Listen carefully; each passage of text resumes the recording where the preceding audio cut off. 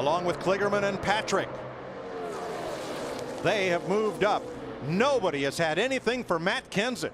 His Joe Gibbs Racing Toyota is going to try to hold off Kevin Harvick. Where did he come from? How about that 98 of Josh Wise up in the thick of things right here, boys?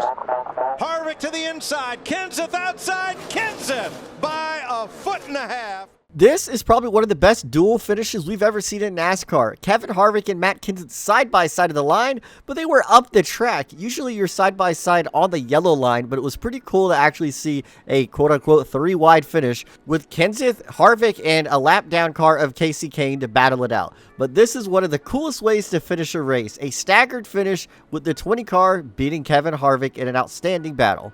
Now it's go time. There we go. They're looking. Can't make it. Can't make it happen. Newman, the runner-up in 2005. Can't make it happen. Has about 2,000 feet to the finish line to win the Bud Shootout for the first time. Hamlin low, Busch up high. Here they come. 3 wide to the stripe, and the winner is probably Kurt Busch, because Denny Hamlin went below the yellow line. Yeah, that was definitely, he advanced his position by being out of bounds. There's no question on that one. It is legal for Newman to run him down to the line. The 2011 Daytona Budweiser Shootout was by far one of the most controversial races in NASCAR history. Denny Hamlin would go below the double yellow line after Ryan Newman would shove him down there. But regardless, Hamlin would actually pick up the win, but Kurt Busch would be given the win because Denny Hamlin went below the yellow line, something you cannot do. Hamlin extremely frustrated, saying next time it happens, he would just wreck the guy who did it. But ultimately it didn't matter, as Kurt Busch was doing burnouts in victory lane. Little push from Newman and help coming. That's Kyle Busch trying to get to Stewart. Folks. 2 Dodges, 2 Toyotas for the win. Strap down this big TV. She's going to go for a ride. Here we come. White flag. Bail out. 1 to go. Woohoo! Stewart's got a great car, no question about that. It's just a matter of if Kurt can get a little help.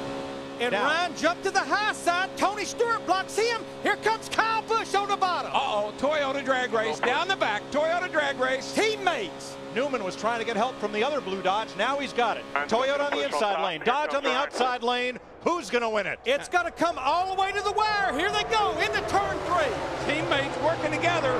2018, 212.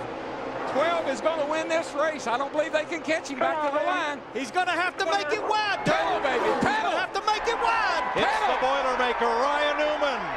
Ryan Newman, Roger Penske win the Daytona 500. Way to go, guys. Way to go. Roger Penske's first restrictor plate win and his first 1-2 finish. And done it in style, man.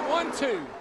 Roger Penske would win, with Ryan Newman and Kurt Busch finishing 1-2 in the 2008 Daytona 500. Tony Stewart said this race haunted him, as it probably should have been the one that he won, but he didn't block Newman and Busch down the backstretch, ultimately giving the lead to Ryan Newman, and Kurt Busch was unable to get around him. Kurt Busch would get his win in the 2017 Daytona 500, but this day was Ryan Newman's, and it was a fantastic day for the 12 team. To the bottom of the racetrack, Dale Earnhardt Jr. trying to stay in front of the pack. They work their way through 3 and 4. Into the triumph they come. Dale Earnhardt Jr. to the bottom of the track. Jr. will win at Daytona. And the big one happens behind them. Oh my God.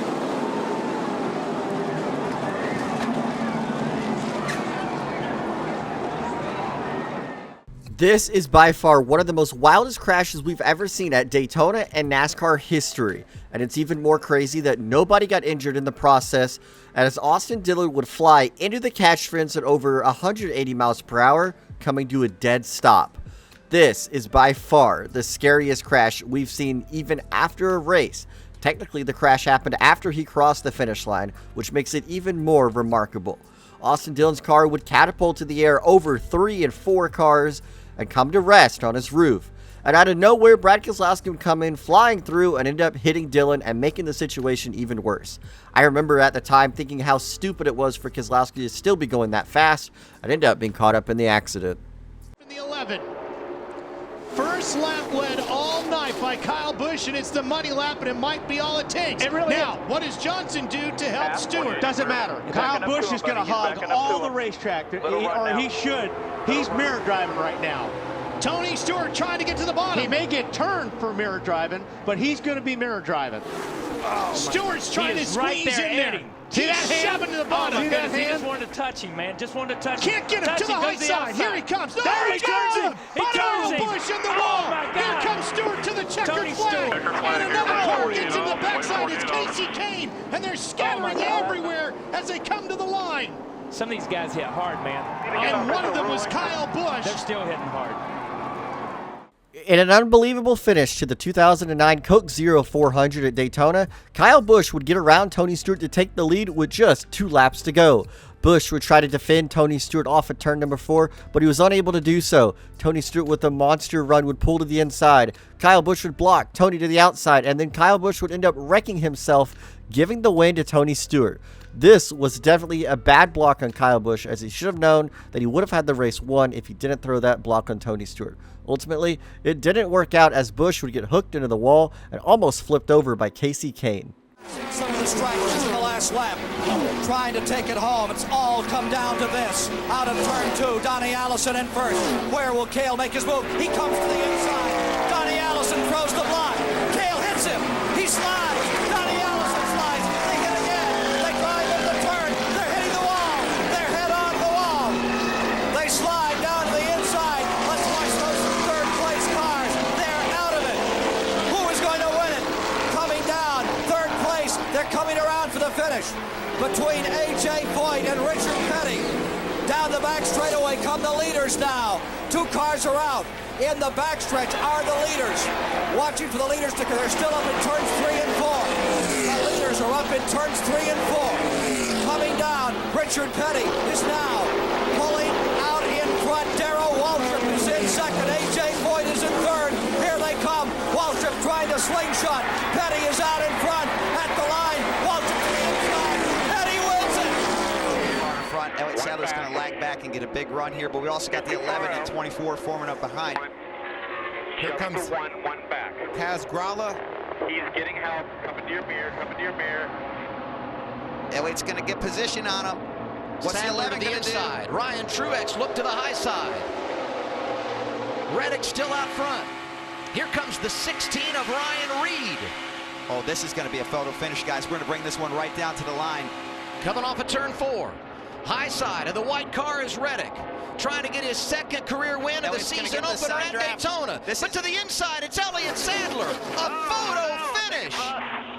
Tyler Reddick's going to edge him out. And Tyler Reddick at the line pulls it off. One of the more underrated finishes in the NASCAR Xfinity series at the time was the Tyler Reddick and Elliott Sadler battle at Daytona. Ryan Truex pushing both of them, trying to figure out which way he was going to go, but it ultimately was the Junior Motorsports cars of Reddick and Sadler being door-to-door coming to the line.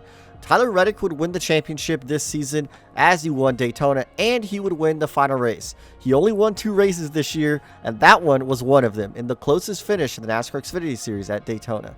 Try to win the race himself. White flag is out. Final lap at Daytona. 180,000 on their feet, screaming wildly. 2.5 miles to go. Just exactly the opposite of the Daytona 500. It was 15 and 8. Elliott Sadler is trying to keep Bobby Labonte behind. He can't do it. But he does move down in front of Rusty Wallace on that fast line. All clear, all clear. Bobby Labonte looking for some help, trying to get up there. His teammate Tony Stewart has never answered the black flag. And they're 4 wide back between the Wallace boys. Here they come, turn 4, final lap of the Pepsi 400. Michael Waltrip in second, but it's going to be Dale Earnhardt Jr. using lessons learned from his father to go from 6th to 1st and score the victory in the Pepsi 400. That's unbelievable. Yes! That man behind you did it for yes. you. You guys celebrate. You love you, man. You did it. That was beautiful. Very, very nice. Junior, you're happy. All right. Look at that smile. Wow. NBC's first race for broadcasting in NASCAR in 2001 had the fantastic Daytona Night race after Dale Sr. passed away and Dale Jr. won. The call from Alan Bestwick, Benny Parsons, and Wally Dallenbach will forever be the greatest call in NASCAR history. I don't ever see, nor could even imagine, something surpassing this one. It was beautiful to say the least, and the words Dale Jr. using lessons learned from his father will be remembered forever. Here we go. Who's going to win it at Daytona? We see Reed. Oh, look out. Okay, look out. Into the wall. He caroms off. Everybody else gets by. He'll go back into the wall. The white flag's still out. No caution on the racing racetrack. that into turn 3. Junior's right on the bumper of Clint Boyer. Does he make history? Dale Earnhardt Jr. or does Clint Boyer win? And here comes Tony Stewart. He's getting the push from Castle. Coming out of 4. This is really going to be close. Here goes Junior to the inside. Junior to the inside. Boyer takes the lead and holds on and at the stripe. It's Boyer. Stewart. I thought it was Boyer, but Tony Stewart does it. This was oh so close. There it is. It's right at the very front. 7 1/1000ths of a second. Incredible. Oh, my. Just incredible. How does he find his way there every single time? Up front to block Creed, and now back to the bottom. Yeah, great move there by Ben Rhodes to move up and kind of stall out the 2. But I'm telling you, the 04 truck is pushing Sheldon Creed. Look at that. White flag. Huge 1 to push. go. Creed up top, and there was some contact in the wall by Roper. Now Roper goes to the bottom. Good move. Corey Roper to the front. Crafton giving his teammate Ben Rhodes a little shove. Can they get past the 0-4 of Corey Roper? Contact in the 22 of Austin Wayne. Self going around. We stay green on the final lap at Daytona. Ben Rhodes is backed up. He's going to get a little bit of a run right here on him.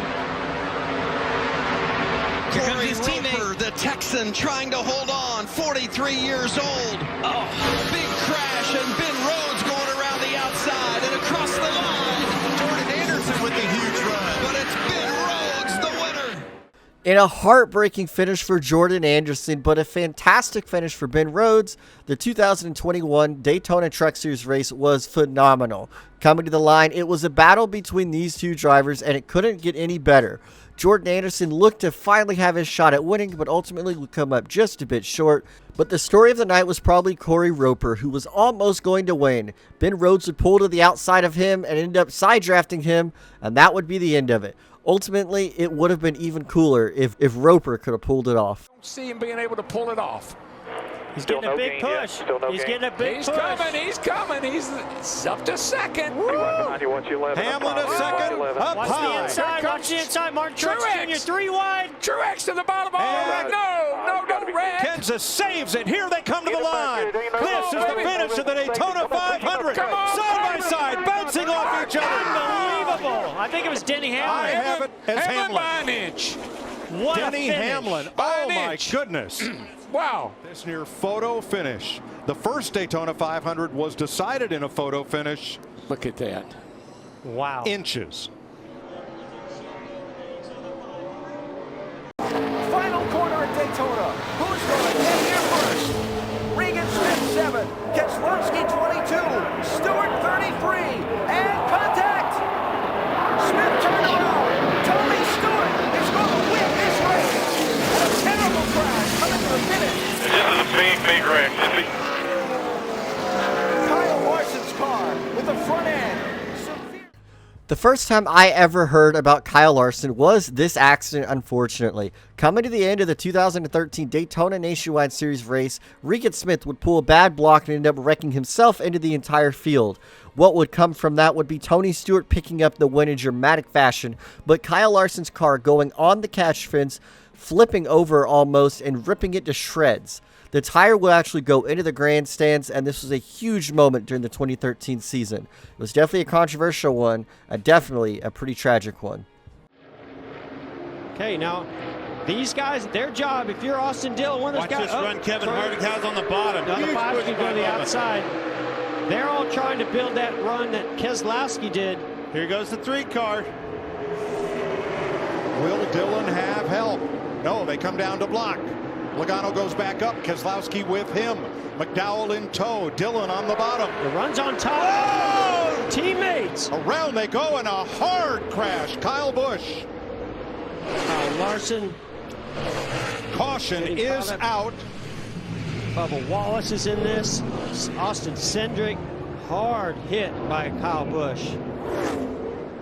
Caution's out. And Michael McDowell from Glendale, Arizona, for Bob Jenkins Front Row Motorsports, has won the Daytona 500. How about that?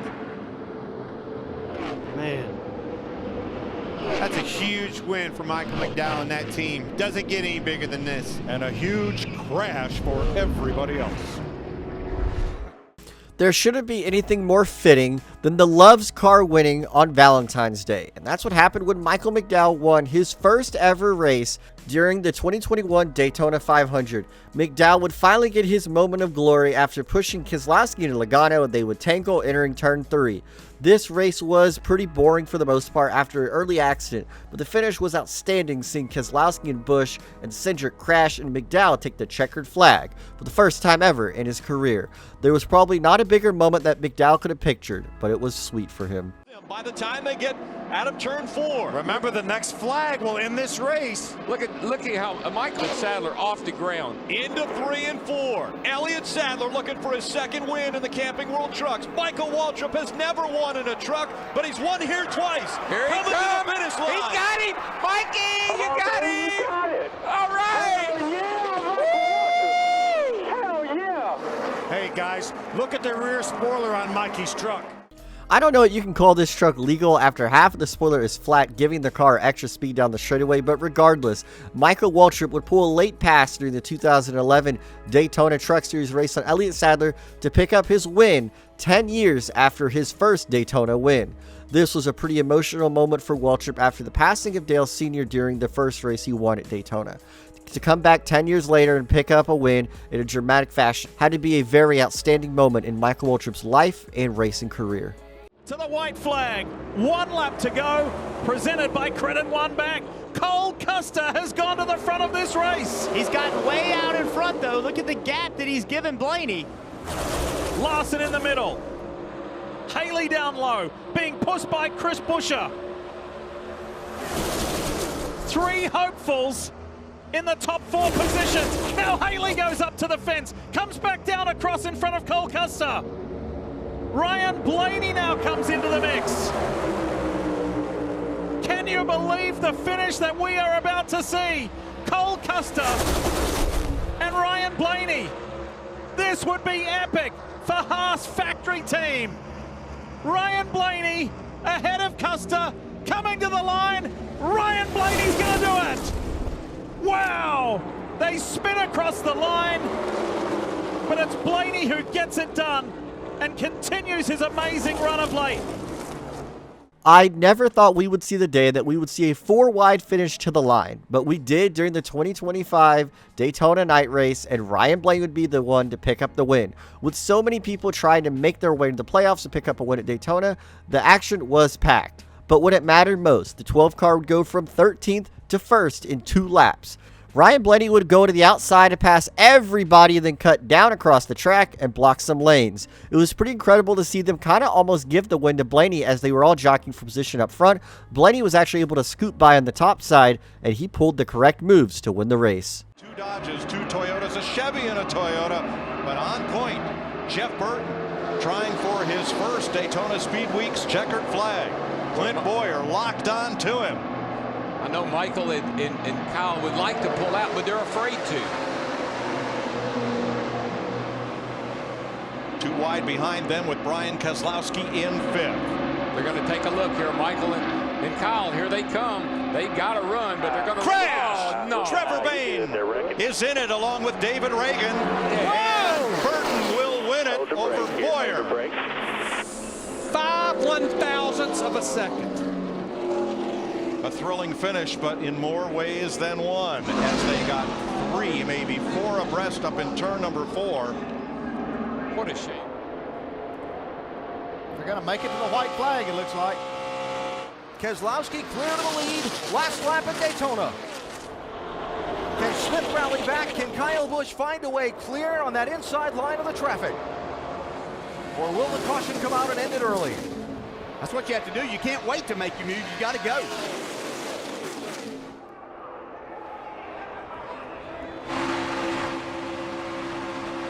See the bumping, but they can't stay locked on even on this last lap.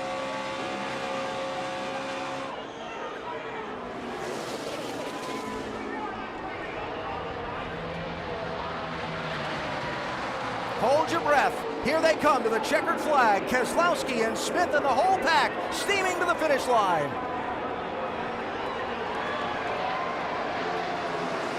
Regan Smith wins it by a fender. Look at that. That 5 car is strong, man. Not only is he strong, I'm telling you, he is that thing too. He's going to be in the gas all the way. I don't care how sideways this thing gets. Last lap. And he needs to be, because if they wreck right now, he's got to be the first guy across that loop. Kyle Busch now has his brother Kurt behind him.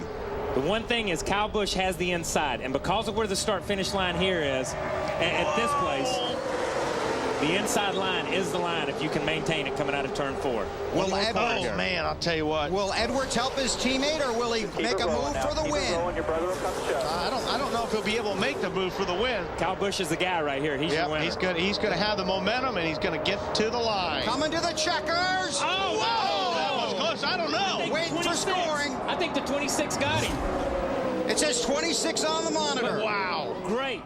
The 2007 Pepsi 400 finish between Jamie McMurray and Kyle Busch will live on in NASCAR history. Jamie McMurray was actually black flagged earlier in the race and had to serve a penalty, so to show that he was able to come back, serve his penalty, and win the race is outstanding enough. But even more crazy, he was able to side draft Kyle Busch to the line and win just by inches. Kyle Busch, with even help from his brother, was unable to beat the 26 car that evening. Pass for the win. It looks like more aggressive on the outside. Look, here comes Logano. He's to Elliott. Elliott goes up for the block. Opens the door for Sadler down low. He's working the double yellow line as they head to turn 3. Logano's not clear. Logano pushing him forward. When do you make the move if you're Joey Logano? You hop to the outside as soon as you can now. Last year's Daytona 500 winner, the man that will start on the pole tomorrow. Could there be contact? Chase Elliott. Wow. Dramatic finish at Daytona, gets the checkered flag. What a block by Chase Elliott.